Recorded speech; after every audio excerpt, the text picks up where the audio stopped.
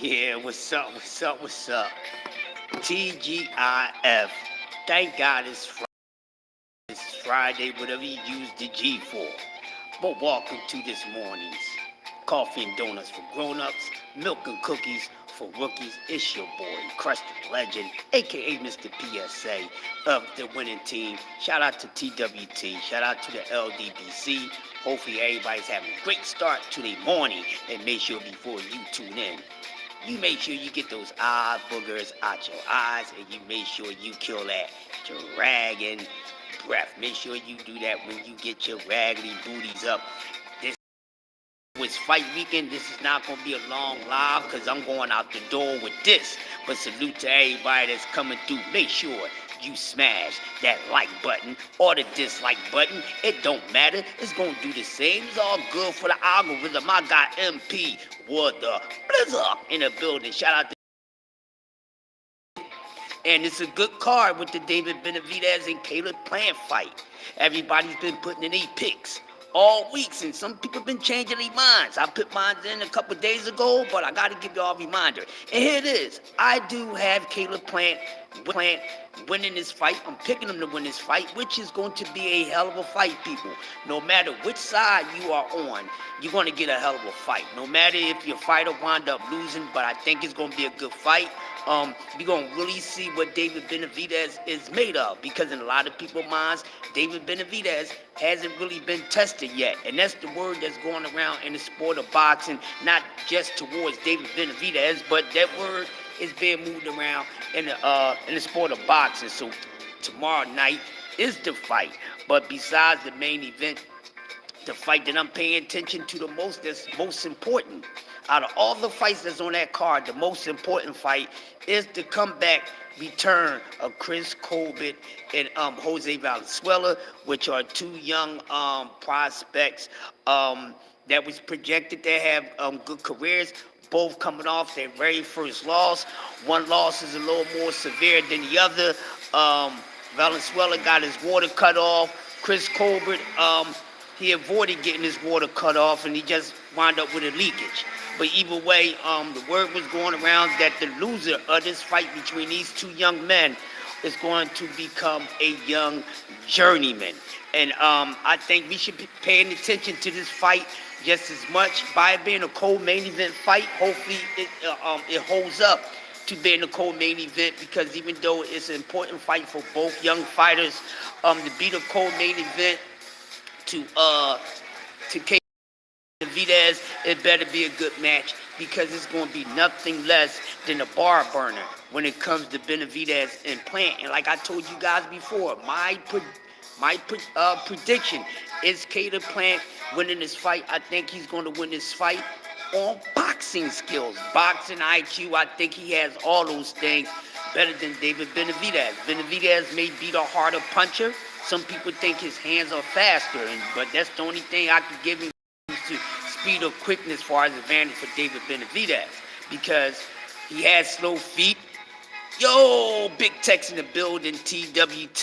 He has he has fast hands, but he has slow feet, and sometimes having fast hands and slow feet is not a good chemistry, depending on the level of opponent that you out there in the ring with. And David Benavidez having slow feet and fast hands is not a good combination that's going to work against Caleb Plant. A lot of people have been asking him, been saying with Caleb Plant, he has this gas tank issue. I think we should worry about that when it's time to worry about that. But I think tonight, y'all might have to be paying attention to David Benavidez gas tank, because he's going to need to be a little more active, and I'm talking about foot-wise. You know what I mean? He's going to be a little more active, because Caleb Plant can move. He knows the sweet science of boxing. His boxing tool bag or toolbox is educated up and down all the way through. Okay, the only thing you can say, hey, he don't have much punching power. Well, you don't really need much punching power in the sport of boxing. I know a lot of people who are boxing fans, they turned out on knockouts, but it's about boxing, outscoring your opponent, hit and not get hit. Knockouts come with it. Everybody's not gonna be blessed to be a knockout puncher with one hand or two hands, and that's why you have to have a complete tool bag with having other aspects to your boxing game and have a skill set or skills than attributes, because a lot of people is bigging up these fighters and just more so on physical attributes more so than the skill set. And this is the reason why I give Caleb Plant the advantage to win this fight, because he does have the better skill set. You can say Benavidez hits harder. Okay, if you banking on David Benavidez can stop Plant, even knock him out, I'm pretty sure y'all just going off the fact because that happened with Canelo Alvarez. Canelo and David Benavidez are two different fighters, so I think everybody should stop that. I mean, I know sometimes you got to do a comparison, but they too far different. You know, Canelo is a way better fighter than Caleb Plant. He has better defense than Caleb Plant. What's up, PGA's big dog? In the building. He has better defense than David Benavidez. Canelo does have good upper body movement, which a lot of guys don't have. You know what I mean? And for guys whose feet are not that fast or not that educated, you're going to need good upper body movement to be able to avoid punches. So I think that's going to be very, very interesting. I think that Caleb Plant has better defense than David Benavidez. And I think we would see we definitely going to see if David Benavidez is Teflon in the body area, because that's where I think a lot of guys fall short. They don't execute with going to his body a lot. They plan on going headshots. Everybody wants to be a knockout artist, but if you follow the sport of boxing, most knockout artists wind up getting knocked out. So that's always not a good thing. But I think what's going to win this for Caleb Plant, hey, he's the better boxer. And I think it's going to be a good fight now. Could we see a knockdown produced by both fighters? Maybe we will and maybe we won't. My whole thing is, I know everybody's question is, hey, can Plant take a shot to the chin by David Benavidez? I think he can. But would David Benavidez be able to take on that body assault that Caleb Plant is going to put on him? I think the money is in the body. You know what I mean? You said Benavidez in 8 because Caleb Plant chin is sort of suspect or sort of weak. I don't have a problem with that. I mean, we understand that his chin is not that heavy, but I haven't really seen him get rattled by too many guys in the sport. You know what I'm saying? I've seen him take a couple good shots, but I can't remember if I seen more than 3 guys had Caleb Plant like wobbled or even stunned. But I can see that and I agree with it. I have nothing against that. And that is a good question, because that is something that everybody is looking forward to taking place tomorrow night. And it's very interesting. But Plant may be able to take David Benavidez's power. You know what I mean? And I know you guys follow me, and you know there's another way that I judge power. And it's not just off the natural strength of your power. It's the level of competition, too. Because, you know, your power can look good against subpar guys, but when you get a guy that's a little tougher, you know, who's a little more skilled, who know their way around the ring a little more, know how to avoid punches, or maybe know how to roll with the heavier punches, that's when you really know, when you step up in level opposition. So it's a good question, but I still think either man can win. But like I said, I am picking Caleb Plant to teach David Benavidez a little lesson. And like I said, people, I'm going with a decision. But it's possible that Benavidez can get stopped by Caleb Plant, because I'm telling you, y'all, the money's in the money is in the bank, in the body, man. And I don't think David Benavidez is a guy who takes body shots too well. I never really seen him get hit by anybody that can punch to see where his chin is at. But I think Plant has enough power to make David Benavidez feel and give him some respect as far as with his power. You understand what I'm saying? So it's going to be a good fight, but that cold main event, Colbert and Venezuela, somebody's going to be exiting out the sport of boxing for what has been told by that the fighter that loses is going to turn around and be a young journeyman. And I hate to hear that. I hate hearing myself repeat it, but it is what it is. But if you ask me, I am edging towards Chris Colbert to be the winner out of the fight between him and Venezuela. And I like El Rayo, but if we gonna be honest, and I'm an honest person, we know Colbert is a better boxer. I think Colbert looks a little more confident too. Since the annunciation of this fight, I feel as though that if you look at it, Colbert always seemed a little more confident than El Rayo, which is, and he has a right to, because El Rayo got his clock clean. You see what I'm saying? Jay Gibson in the building. What's going on? TWT in the building. Venezuela, man, De Los Santos put the thing to him. He put him to sleep. And El Rayo, he didn't have no defense. He didn't know how to get out of trouble. He tried to fight. He tried to fight through it. But you can't be fighting through, trying to get through something in your face. Is still running into good power shots. So he didn't know how to, make him miss and make him pay. So hopefully he's been working on his defense. I know he has a Sean Clark piece, brother. What's going on? I know they saying he was, a little feeling himself, in that fight, and maybe that played a part with him getting his ass put on his ass bag. But I'm not going to take nothing away from De Los Santos. I would not discredit him for that. De Los Santos put on a hell of a fight against El Rayo, and he pieced that ass up and cut that water off. So that's what it's going to be. So I'm looking at it. And I know if y'all was watching the press conference and everything. I didn't watch the press conference. I was doing some other shit, but I was paying attention. I'm looking at El Rayo, and I'm looking at Colbert. And El Rayo even looked like he even aged in the face because the worryation, because he was very, very embarrassed by the way that he lost. And I was even saying for weeks, fresh after his loss, that I don't know what's this guy's capability and his ability to bounce back mentally and physically, because that was a hell of an embarrassment, a hell of a disappointment. And El Rayo was being, one of the his name was ringing bells in rotation like a hot debut song. You know, he was in the talks of, he's about to be one of the prospects turned contender quick.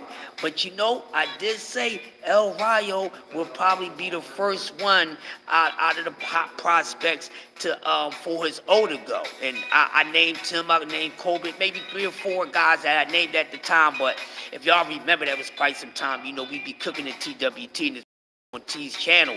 And that's what I said. You know what I mean? So I was talking about that. So can I say I think El Rayo is done, people? I think he's done. Shout out to Prize Fighter. What's going on? That's my guy. I think El Rayo might be done, but I won't know until tomorrow night. But I am favoring Chris Colbert in this fight. One thing Chris Colbert has to do, he cannot go in there showboating. He cannot go in there showboating against El Rayo, regardless of what El Rayo has to bounce back from. He should not go in there playing around with El Rayo, because he can still punch. He can still punch, and we don't know, how strong. We don't know how Teflon Chris Colbert punch resistance is. We know he avoided by, getting his water turned off, because if he probably didn't go out, throwing the towel or whatever, wave the flag, he probably would have got put on his ass bag. You know what I mean? So it's going to be very, very exciting. But I'm picking him to win this fight. But El Rayo still got enough crack to hurt Chris Colbert. So we going to see 50-50 fight. But if I'm going to pick one, I'm leaning towards Chris Colbert, because he has the overall better package as a boxer. So it is very important for both of these guys, because they're going to be lost in the race, because there's a lot going on at 35. Or they're going to wind up being in the conversation, because we need to do something with 35. Devin Haney, we need to talk about that. Devin Haney said he can't make the weight class no more, but he's disciplined enough to do it. I'm calling that cat. I want Devin Haney to go up to 140 and continue his legacy, because Devin Haney becoming undisputed at 140 is bigger than fighting Tank Davis and Shakur Stevenson, people. It is, and he's a legacy guy. He's on legacy. That's their machine. That's their gas. That's their engine. That's what the Haneys talk about. So entertaining somebody because people saying you should fight this person, you should fight that person. No, if ain't nobody got no belts, Dev, you don't need to be bothered with them. You are the bone collector, like my man Denzel Washington.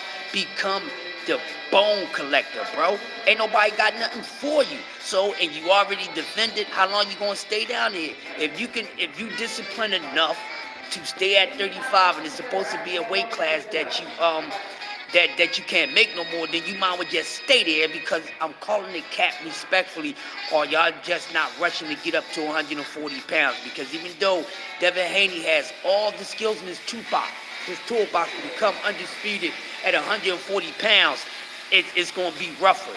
And I think him becoming undisputed at 140, undisputed at 135, because he did not beat a top fighter to become undisputed at 135 pounds. And that's a middle finger to all y'all trying to turn Kambosos into a level fighter that he was not.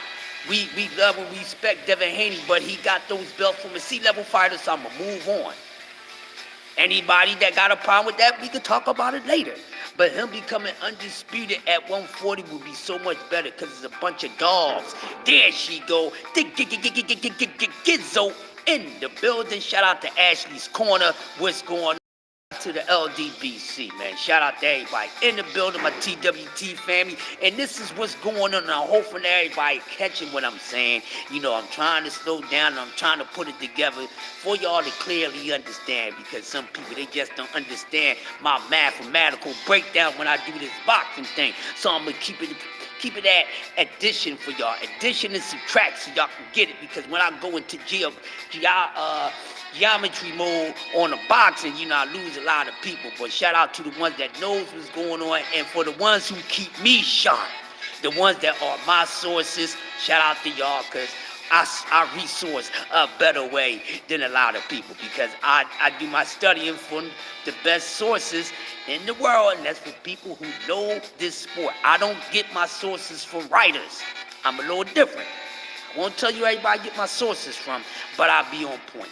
You know what I mean? So shout out to everybody who I do study to get the sources from. Shout out to y'all. Y'all helping me be good, and I'm going to keep this thing moving. But that's the thing for me. So the whole card is fire. But what I'm really paying attention to is the co-main event and the main event, because both of these fights has a lot of meaning to it. And we going to see, can Chris Colbert or even Jose Venezuela, you know, win and actually get back into making some damn noise, because the winner out of this fight, ooh, there's a lot of game. There's a lot of game for them right there. You know, they can get the winner out of Isaac Cruz and De Los Santos, or get the winner out of Shakur and Yoshino. You know, it's a lot to be taken care of at 135 pounds. But like I said, you know, we gotta see what's going on. But I want to correct the whole entire world on something real quick. May I do this, because it's about this who's the man stuff, all right? Y'all got to stop using that word, that term so loosely about who's the man, because everybody talking about somebody became the man because Loma was the man. Loma was never the man, because Loma never beat nobody to become the man. Just because you get a belt doesn't mean that you actually is the man. Everybody that got a belt don't become the man. Rocky Feldman was not the fucking man. And I can name some other lame-ass goddamn champions. Jeff Horn was not the man to beat. So, with all this being loosely and tossed back and, you know, trying to say what, Tio was the man, you know, Tio became the man for beating Loma, and, you know, and vice versa. Then Kambosos became the man for beating Tio. No. Ain't nobody the damn man down here. You know, but, you know, technically, Dev is the champion. He has all the hardware, so he's the man to beat. Tank Davis is the man to fight. Know the difference. Okay, know the difference. Devin Haney is the man to beat, because if you striving for belts, he's the man to beat. There and keep your name flowing and make some money and get some notoriety and try to, you know, increase your popularity, then Tank Davis is the man to fight. I want everybody to know the goddamn difference. And they was never the man. None of them. It's all is about who's the man, who's the man. No, no, no. And this is the reason why I don't understand why Devin Haney gets caught up in this nonsense, because he's the same young man who said he can't make 35, is draining him out, but he's willing to stay there because he has the discipline to do it. That means if you got the discipline to make weight, that means you can make the weight. Because not being able to make the weight, no matter if you have the discipline or not, that means you can't make it no more. That means no matter how good your discipline, your workout regimen is, you just simply cannot make the weight. And that sounded a little capperish to me. And I'm not being funny, it sounded a little capperish to me. Because you are a bone collector. And you want to fight a guy who don't want to fight you for belts. And you saying that, you know, this, that, and other. Yeah, I know. I'm going to get a whole lot of backlash. We want to see the fight. I want to see the fight too. But all this and all that, I don't care. Just let them fight. I don't care. I like to see a good fight. Don't have to be no title, no belts on the fucking line. That don't make a good fight. It's just, well, here's your award for winning the fight. But having a belt or having a title attached to your name does not make up your skill set. It don't, and a lot of y'all are starting to do that. Y'all starting to do it. Y'all starting to, implement it in y'all talks. Please stop it. Please stop it. Y'all know better. Some of y'all know better. Some of y'all know better. But what's the urgency? What is the urgency for Devin Haney to stay at 35 all of a sudden when he's just crying about he couldn't make the weight class no more? Some people would say that's a form of weight bullying. You know you can't make the weight class no more, but you draining yourself down. Then everybody making all these excuses. Why Calvin Ford saying draining? I don't want to hear none of that shit. Y'all piss and cry about the wrong stuff. Y'all really do. But I just wanted to give y'all a breakdown and just some extra talk on these few days that's going on in the sport of boxing. But the main thing and the main subject is this weekend's fight with Plant and Benavidez. Who's going to redeem themselves and probably have a career out of Colbert and Venezuela, because the winner, either way, is going to have a whole lot of road work to do, because it's kind of tight down there. So, it's a pick 'em. Whoever got their game tight would do that, man. Would do that. So we're going to find out. But I think Plant, he might wind up getting a late stoppage. I don't know, because I can see this dude putting a body assault on Benavidez. I'm just saying, you know what I mean? But we gonna see. We gonna see. I heard about the press conference. I didn't watch it. I'm just waiting to see this fight. Waiting to see what happens in the co-main event also. To see what's gonna go on with these guys and what's up next. And Tank and Ryan fight is next month. Then I think Loma and Haney. Then that fight is after that. Shakur, you gotta hurry up and get yourself in the shit, young brother. Shakur, you need to hurry up and get yourself in the mix, man. You need to get yourself in the mix. And all these guys that should be in a heavier weight class, they all need to stop it. Because you can't really put the finger at one person. A lot of people is weight hustling. I'm gonna call it weight hustling, all right, people? A lot of guys is weight hustling for whatever reason. They all weight hustling for a damn advantage. No way how you look at it. That's the way that it is. And your favorite fighter, if he's doing that, he's not excluded. It is what it is. Get out your feelings. Get out your feelings. Stop giving people more credit than what they deserve. And that's what y'all doing with my man Devin Haney. Y'all give me more credit than what he deserved because he became undisputed. That don't mean you give him more credit than what the hell he deserves.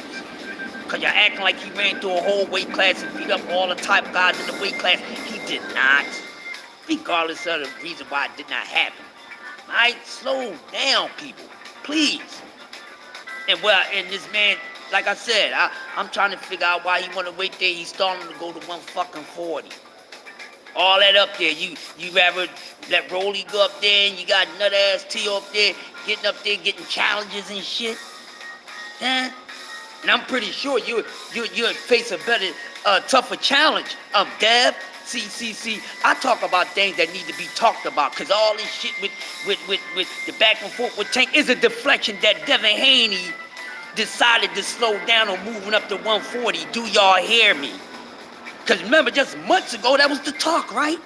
That was the talk. This ain't nothing but a damn distraction. I ain't trying to hear none of that. Why you slowing down, bruh? Why you slowing down?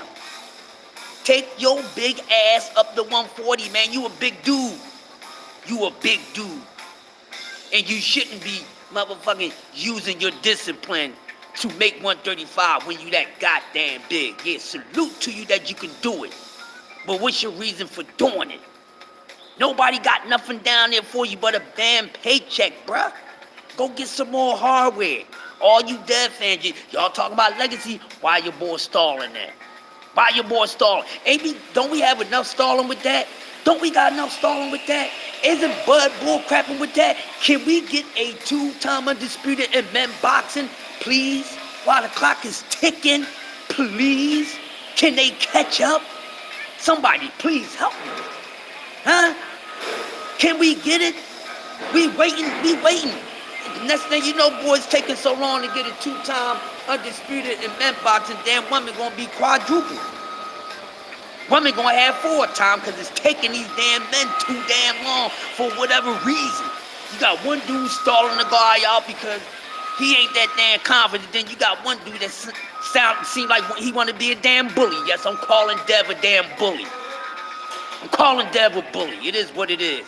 Then you got one guy who just said he can't make a weight class, but my discipline, I could do it. That's an oxymoron. Which one is it?